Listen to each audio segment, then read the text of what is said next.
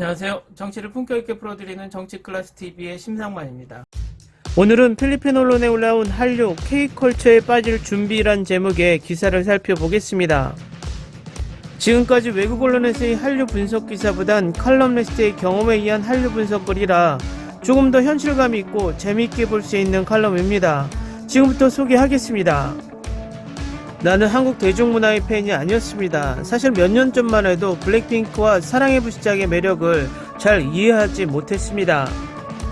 그리고 전염병이 발생했습니다. 넷플릭스에서 내가 좋아하는 미국 시리즈를 다시 보기 시작했지만 몇 달 만에 그 드라마를 보는데 지쳤습니다. 그런 다음 2020년 6월에 지금은 마약관문이라고 부르는 도깨비를 보기로 결정했습니다. 그리고 그것은 제3 또는 적어도 한국에 대한 인식과 일부 소비 패턴을 바꿨습니다. 그런 다음 최고 등급의 K-드라마를 조사하기 시작했고 그 목록에 있는 드라마를 시청하게 되었습니다. 남편은 저와 함께 시청하기 시작했고 어느 순간에는 혼자 드라마를 보기도 했습니다. 이제 우리는 주말에 맥주, 와인 또는 소주와 함께 매일 밤 K-드라마 데이트를 합니다. 라면팩은 이제 식료품 저장실의 필수품이 되었고 때로는 떡볶이와 김치를 포장하기도 했습니다. 한국어도 배우기 시작했어요. 저는 공식적으로 한류 덕후입니다. 옥스퍼드 영어사전은 한류를 한국과 한국의 대중문화에 대한 국제적 관심의 증가, 특히 한국의 음악, 영화, 텔레비전, 패션 및 음식의 세계적 성공으로 대표되며 증가하는 것으로 정의합니다. 또한 한국의 대중문화와 엔터테인먼트 그 자체, 이 단어는 1990년대 후반에 만들어진 지 20년이 넘는 올해 옥스퍼드 영어사전에 실렸습니다. 많은 성공적인 국가 브랜딩 및 소프트파워 캠페인과 마찬가지로 한류의 세계적 부상은 하루아침에 이루어진 것이 아닙니다. 성공하는데 수십 년이 걸렸습니다. 계획에서 정부 개입, 산업통합, 영향 측정을 위한 전략 실행에 이르기까지 지금 한류가 누리고 있는 상태에 도달하는데 수천 시간과 수백 가지 마음이 필요했습니다.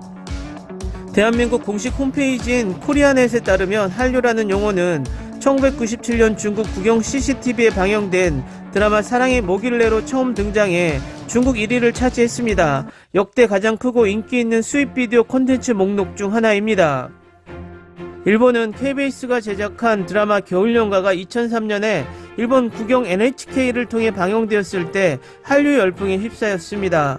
드라마의 촬영지 춘천 남이섬은 일본 관광객이 방문하는 최고의 장소 중 하나입니다. 필리핀은 K컬처의 침략을 피해갈 수 없었습니다. GMA7은 2003년에 대장금을 방영했으며 이는 필리핀 해안에서 방송된 최초의 K드라마로 간주됩니다.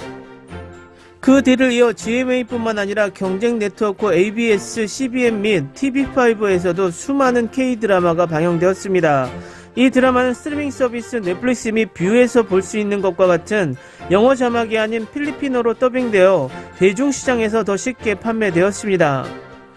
한편 2010년대 초반에는 슈퍼주니어, 소녀시대, 트웬티원, 빅뱅, 2PM과 같은 아이돌 그룹과 함께 국내에서 K-팝의 부상을 보았습니다.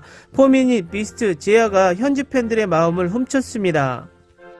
그러나 K-드라마와 K-팝이 필리핀에 상륙하기 전부터 필리핀은 영어를 배우거나 창업을 하거나 겨울에 따뜻한 곳으로 가고 싶어하는 한국인들의 방문지였습니다. 이로 인해 대부분의 한국인과 한국 식료품을 취급하는 영어센터로 구성된 새로운 하위 경제가 생겼고 후자는 이제 점점 더 필리핀 소비자를 대상으로 합니다. 한류라는 세계적인 현상으로 인해 한국은 세계 인구의 많은 일상생활에 한국 문화의 일부를 주입할 수 있었습니다.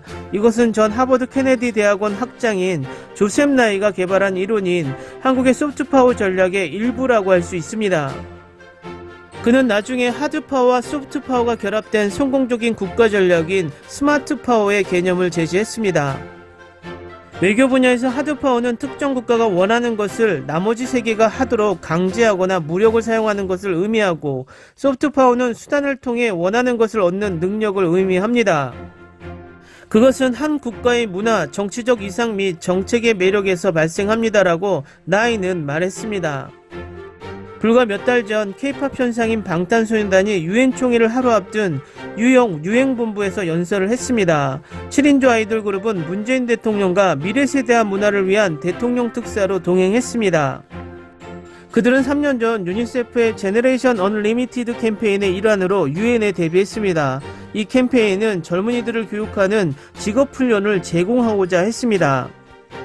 2019년 또 다른 인기 아이돌 그룹 엑소는 G20 정상회의 마지막 날 도널드 트럼프 당시 미국 대통령을 환영하기 위해 문 대통령과 함께 했습니다. 지난해에는 걸그룹 레드벨벳과 가수 백지영이 문 대통령과 김정은 북한 국무위원장의 첫 정상회담을 축하하는 북한 평양 콘서트를 개최했습니다. 대학 관계자는 이번 행사는 서울이 외국 관객들에게 정책에 대해 강의하는 것이 아니라 콘서트 영상이 유튜브 조회수 300만 뷰를 기록하고 있어 한국 정부가 글로벌 팬들의 진정한 관심을 활용하고 있다고 말했습니다. 시카고 대학 박사과정인 제나 깁스는 싱크탱크인 국제평화 카네기 재단의 웹사이트에 글을 남겼습니다. 그러나 그녀는 한국이 아직까지 글로벌 정책에 영향을 미치기 위해 소프트파워를 충분히 활용하지 못하고 있다고 말했습니다. 글로벌 정책에 대한 한국의 영향력은 아직 가시적이지 않을 수 있지만 한류는 지난 몇 년 동안 한국에 막대한 경제적 이익을 제공했습니다. 블룸버그 저널리스트 알렉스 웹은 이를 아주 잘 요약했습니다. 그러나 증가하는 문화적 영향력의 효과는 이념적이기보다 경제적일 수 있습니다. 미국 수출은 미국 가치를 판매하는 데 도움이 되었습니다. 한국의 경우 수출 자체로 충분할 수 있습니다. 정부 자체를 팔려는 것이 아니라 삼성 스마트폰, 현대자동차, 삼양라면을 제공하고 있습니다. 무역 긴장이 고조되는 세상에서 중국과 미국이 모두 한국의 제품을 구매할 수 있도록 설득하는 것이 훨씬 더 바람직한 결과일 수 있습니다. 한국국제문화교류재단이 발간한 2020년 글로벌 한류 동향 보고서에 따르면 2019년 한류로 인한 경제적 효과는 총 64억 달러, 소비재 수출 60억 달러로 총 한류 1230만 달러 이상의 수출 수입을 달성했습니다. 2019년 윌리엄 파색의 포브스 기사에 따르면 방탄소년단만 해도 한국 GDP에 46억 5천만 달러를 기여하고 있다고 밝혔습니다. 그리고 이것은 그룹이 빌보드 음악 차트, 아메리칸 뮤직 어워드, 그래미상을 휩쓸기 전이었습니다.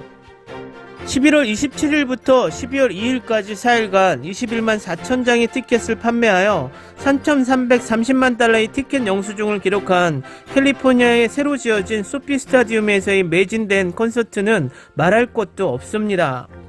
우리가 스프를 섞어 라면을 씹어먹는 모습은 마치 K-드라마의 캐릭터들이 가끔 생라면을 칩과자처럼 먹는 모습을 보고 배운 것입니다. 즐거운 한류 연휴 되시기 바랍니다. 기사 잘 보셨나요? 비교적 담백하면서도 디테일하게 잘 정돈된 기사, 개인적인 한류의 찬양에 가까운 흥미로운 한류 칼럼이었습니다. 앞으로도 이렇게 한류에 관한 재미있는 기사들이 세계 곳곳에서 나왔으면 하는 바람입니다.